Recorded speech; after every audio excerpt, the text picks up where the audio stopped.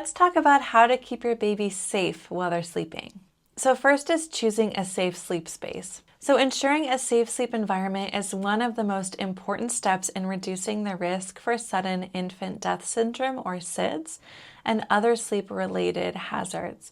So no matter which sleep space you choose, a crib, a bassinet, co-sleeping, bed sharing, following these guidelines can help keep your baby safe while sleeping. Use a firm, flat mattress in a crib, bassinet, or co-sleeper, or make sure the mattress for your bed is firm. A soft or uneven surface can increase the risk for suffocation. Avoid using inclined sleepers, loungers, or nests, as they can cause a baby's head to tilt forward, and that can restrict their airway. If using a playpen or portable crib, ensure it meets safety standards and it's assembled correctly. So if you acquired a crib or a sleeper from someone else, just make sure it doesn't have any missing parts or loose parts. Number 2 is keep the sleep area free of hazards. So the sleep space should be completely clear of stuffed animals, blankets, bumpers, pillows, and toys to prevent suffocation or entrapment.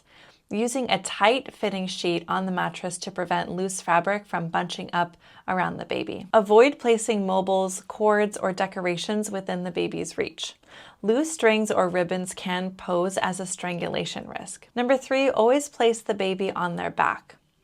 The safest sleep position for babies is flat on their back, as it reduces the risk of airway obstruction. So avoid placing babies on their stomach, as these positions increase the risk for SIDS. It is okay for your baby to sleep on their side if they're facing you to nurse in the cuddle curl position, and you can learn more about that in the bed sharing lesson. But do not put items behind your baby to prop them in the side lying position, as loose items in the bed can increase the risk for suffocation. Instead, you can support your baby by holding their back with your arm. Number 4, maintain a comfortable, safe temperature. Keep the room temperature between 68 to 72 degrees Fahrenheit to prevent overheating. Dress the baby in light, breathable layers instead of using loose blankets. I put my babies in newborn and size 1 zip swaddles for the first 6 weeks of life. After that, my babies don't like swaddles anymore, so we put them in a clean Bonzi, which is my favorite baby clothing brand. And you can use a sleep sack or a wearable blanket for warmth rather than covering the baby with a blanket. And we used weighted blankets over the Bonzi for my babies, and those seem to support my babies so much in sleeping longer because the weight was calming for their nervous system. And it's good to check for signs of overheating, such as sweating, flushed skin, or rapid breathing. Babies' respiration rates are naturally sporadic and fast. You can learn more about how to identify healthy, normal breathing rates on the signs of newborn illness lesson. How to bed share safely. We talked about this more in the bed sharing lesson, but I'll go over some of that as well now. So first, ensure both parents or anyone sleeping in the bed is aware of the baby's presence. Keep blankets, pillows, and heavy bedding away from the baby. The mattress should be firm, so avoid water beds, pillow top mattresses, or sofas. Never bed share if you have consumed alcohol or taken medications that cause drowsiness. Ensure that the baby cannot fall between the bed and the wall or the headboard. You can purchase a baby bumper to be placed along the side of your bed. Sleep in a cuddle curl position on your side with your baby on their back in line with your chest.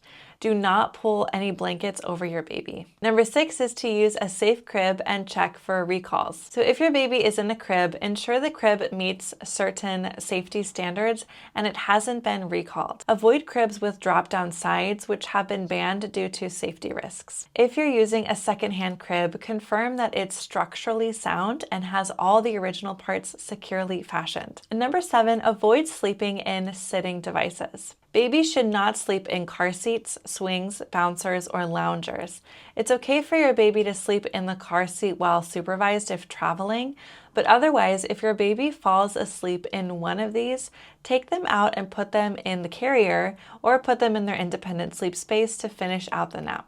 Number 8, room share for the first 6 to 12 months. The American Academy of Pediatrics, or the AAP, recommends keeping the baby's sleep space in the same room as the parents for at least 6 months to reduce the risk of SIDS. You can place the crib or bassinet next to your bed for easier nighttime feeding and monitoring of the baby.